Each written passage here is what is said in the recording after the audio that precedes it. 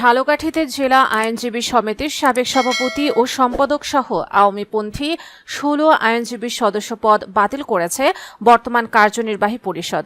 সোমবার দুপুরে জেলা আইনজীবী সমিতির বর্তমান সভাপতি, জেলা বিএনপির সভাপতি শাহাদাত হোসেন ও সাধারণ সম্পাদক মোহাম্মদ নাসিমুল হাসান স্বাক্ষরিত চিঠিতে ১৬ জন আইনজীবী সদস্য পদ বাতিলের বিষয়টি নিশ্চিত করা হয়।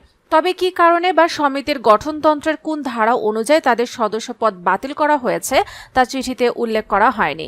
শুধু চিঠিতে উল্লেখ করা হয়, গত ২২ এপ্রিলের কার্যনির্বাহী কমিটির সভায় আপনার সদস্যপদ বাতিল করা হয়েছে। সদস্যপদ বাতিল হওয়া কার্তিক চন্দ্র দত্ত বলেন, আমাদের আইনজীবী সমিতির সদস্যপদ অন্যায়ভাবে বাতিল করা হয়েছে। এ বিষয়ে পরবর্তী আইনগত পদক্ষেপ নেওয়া হবে। জেলা আইনজীবী সমিতির ভর্তি বিষয়ক সম্পাদক আকাশ শিকদার বলেন, শুধু আওয়ামীপন্থী ১৬ জন নয়, আরও বিভিন্ন দলের সমর্থক এবং ইরেগুলার ৩০ জনের সদস্যপদ বাতিল নিয়ে প্রাথমিক আলোচনা হয়েছে, কিন্তু সর্বসম্মত সিদ্ধান্ত হয়নি। সাধারণ সভা ছাড়া আইনজীবী সমিতির কার্যনির্বাহী কমিটি এভাবে বিপুল সংখ্যক সদস্যদের পদ বাতিল করতে পারে না। এ বিষয়টি সাধারণ সভায় আলোচনা করার কথা ছিল। তাছাড়া ভিজিলেন্স উপকমিটির মতামত ব্যতীত কারো বিরুদ্ধে শাস্তিমূলক ব্যবস্থা নেওয়া যায় না।